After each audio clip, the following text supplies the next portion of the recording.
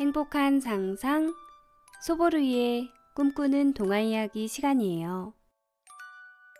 아주 오래전 우리 땅의 북쪽에는 주몽이 세운 고구려라는 나라가 있었어요.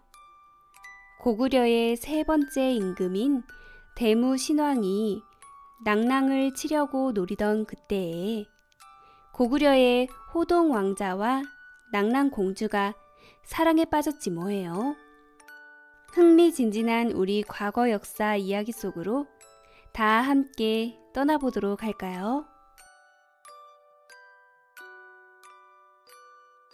제목 호동 왕자와 낭랑 공주. 고구려의 유리왕이 죽자 그의 셋째 아들인 무휴리 왕위에 올랐어요. 그가 바로 고구려의 힘을 크게 떨친 제3대 대무신왕이었지요. 대무신왕에게는 호동 왕자라는 늠름한 아들이 있었답니다. 대무신왕은 호동 왕자를 무척 사랑하여 종종 함께 여행을 하곤 했어요. 하루는 대무신왕이 호동 왕자를 불러 이렇게 말했어요. 얘야, 남쪽으로 가서 낭랑의 사정을 살피고 오너라. 네, 아바마마. 그렇게 하겠습니다. 호동 왕자는 훌쩍 말에 올라 쏜살같이 궁궐을 빠져나갔어요. 호동 왕자는 멀어지는 고구려 궁궐을 보며 이렇게 생각했어요. 아버지께서 나에게 이웃 나라를 치라고 하실 모양이군. 이윽고 호동 왕자는 옥저를 거쳐 낭랑국에 다다르게 되었어요. 그 당시 낭랑은 중국과 활발하게 교역을 하던 작은 부족 국가였답니다.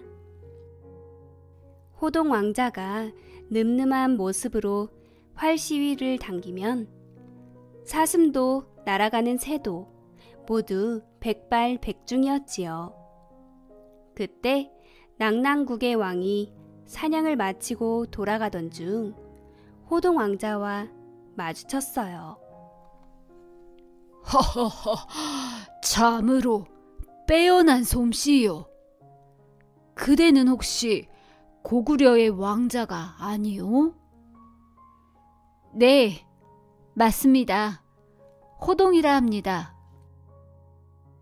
낭랑의 왕은 매우 반기며 호동 왕자를 궁으로 초대했어요. 먼 길 다니느라 고단할 텐데 편히 쉬었다 가십시오.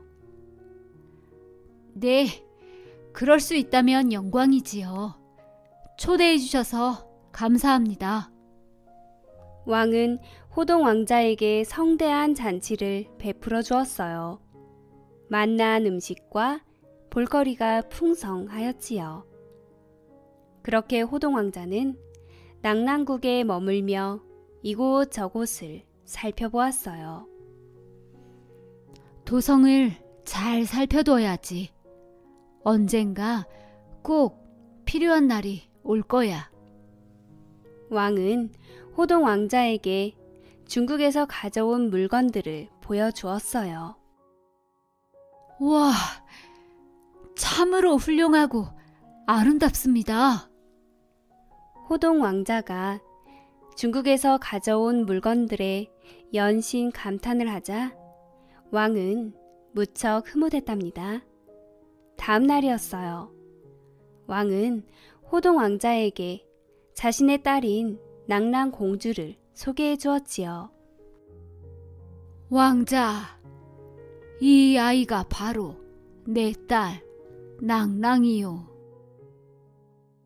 얘야, 인사드리거라. 고구려의 호동 왕자님이시다. 예, 안녕하십니까? 낭랑이라 하옵니다. 아리따운 낭랑 공주와 늠름한 호동 왕자는 한눈에 사랑에 빠졌답니다. 그 모습을 본 낭랑왕은 생각했어요. 나날이 뻗어나가는 고구려의 왕자와 내 딸이 혼이 나면 우리 낭랑은 안심하고 지낼 수 있을 거야. 예, 공주야.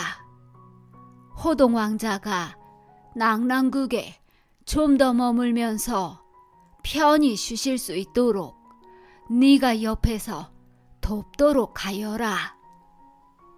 예, 아바마마. 낭랑공주 역시 호동왕자가 더 머무르기를 바랐기에 속으로 신이 났지요. 결국 호동왕자는 며칠 더 낭랑국에 머물게 되었어요. 어느새 둘은 누가 먼저랄 것도 없이 사랑에 빠져들어 즐거운 하루하루를 보내게 되었답니다. 그러던 어느 날 호동왕자가 공주에게 물었어요. 공주, 낭랑국에 자명고라는 신비한 북이 있다는데 그게 사실이요? 네, 그럼요. 적군이 국경을 넘어오면 북이 스스로 울린답니다. 자명고 덕분에 낭랑국의 백성들은 마음 놓고 태평하게 살 수 있었어요. 며칠 후 호동왕자가 떠나야 하는 날이 되었어요. 공주, 난 이제 고구려로 돌아가야 하오. 네? 그럼 우린 또 언제 볼 수 있을까요? 언제 오시나요? 슬픈 표정을 짓는 공주를 보자 호동왕자는 가슴이 아팠지요. 네, 지금은 돌아가지만 다시 그대를 맞으러 올 때까지 기다려주겠소?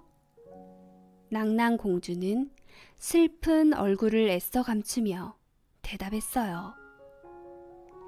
저 하늘의 달이 매일 떠 밝게 비추듯이 왕자님을 향한 제 마음도 변하지 않을 거예요.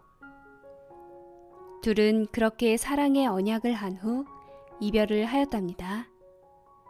고구려로 돌아간 호동왕자는 낭랑에서 있었던 일을 왕에게 아뢰었어요. 그러자 대무신왕이 두 주먹을 불끈 쥐며 이렇게 말했지요.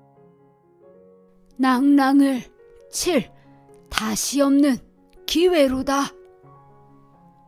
대무신왕은 호동왕자에게 힘주어 말했어요. 고구려가 남쪽으로 뻗어가려면 반드시 낭랑을 쳐야 한다. 낭랑공주를 시켜 자명고를 부수도록 하여라. 호동왕자는 낭랑공주에게 몰래 편지를 보냈어요. 공주, 자명고를 찢어주시오. 그리하면 그대를 아내로 맞이하러 가겠소. 편지를 본 낭랑공주는 하늘이 무너져 내리는 것만 같았어요. 오랜 고민 끝에 낭랑공주는 호동왕자를 따르기로 마음을 먹고 칠흑같이 어두운 밤 조심히 발걸음을 옮겨 날카로운 칼로 북을 찢어버렸답니다. 며칠 뒤 낭랑의 장수 하나가 허겁지겁 달려와 말했어요. 큰일 났습니다. 고구려군이 몰려옵니다. 낭랑의 왕이 깜짝 놀라 소리쳤어요. 네, 그 무슨 일이냐? 어째서 북이 울리지 않았단 말이냐? 그러자 낭랑공주가 아버지의 발 밑에 엎드려 흐느끼며 말했어요. 아바마마, 저를 용서하지 마세요. 아니, 나라를 이 꼴로 만들다니. 너는 더 이상 내 딸이 아니다. 화가 머리 끝까지 치밀어 오른 왕은 들고 있던 칼을 들어 공주를 베었답니다. 그렇게 낭랑공주는 아버지의 손에 세상을 등지고 말았어요. 얼마 지나지 않아 고구려 군대는 성을 장악하게 되었고 낭낭의 왕은 고구려의 항복을 하게 되었답니다. 공주, 어디 있어? 내가 왔어. 호동 왕자는 궁궐을 구석구석 뒤지며 낭낭 공주를 찾아 헤맸어요. 호동 왕자가 나타났을 땐 이미 공주가 숨을 거둔 뒤였답니다. 왕자의 눈에 눈물이 가득 차 올랐어요. 공주.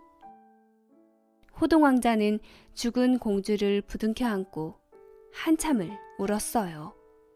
이렇듯 싸움은 고구려의 승리로 끝났지만 호동 왕자는 전혀 기쁘지 않았답니다. 대무신왕 만세! 호동 왕자님 만세! 고구려에 돌아오자 백성들이 호동 왕자를 크게 환영했어요. 그러나 호동 왕자는 기쁘지만은 않았지요. 난 고구려의 왕자다. 언제까지 이렇게 슬퍼할 수만은 없어. 호동 왕자는 가까스로 마음을 다잡고 또 다잡으려 노력했답니다. 이날 이후 대무신왕은 호동 왕자를 더욱 아끼고 사랑하게 되었어요. 호동 왕자는 둘째 부인에게 얻은 아들이었지만 고구려의 앞날을 맡겨도 좋을 만큼 믿음직스러웠답니다. 그러나 대무신왕의 첫째 부인인 왕비는 심술이 났지요. 호동이 내 아들을 제치고 고구려의 왕이 되면 어쩌지? 안 돼. 절대로 내 그렇게 두진 않을 거야. 왕비는 거짓 죄를 꾸며 호동 왕자에게 덮어 씌웠어요. 틈만 나면 대무신왕에게 왕자를 모함하며 벌을 내리라 하였지요.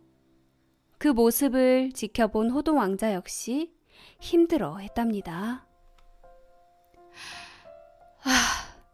아바마마께서 나 하나 때문에 편하실 날이 없구나.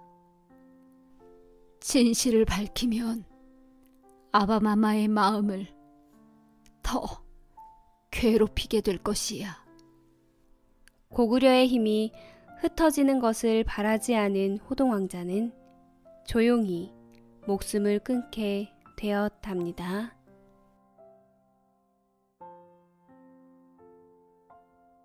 고구려 대무신왕의 아들 호동 왕자에 관한 이야기는 삼국사기 고구려 본기 대무신왕조에 실려 있답니다.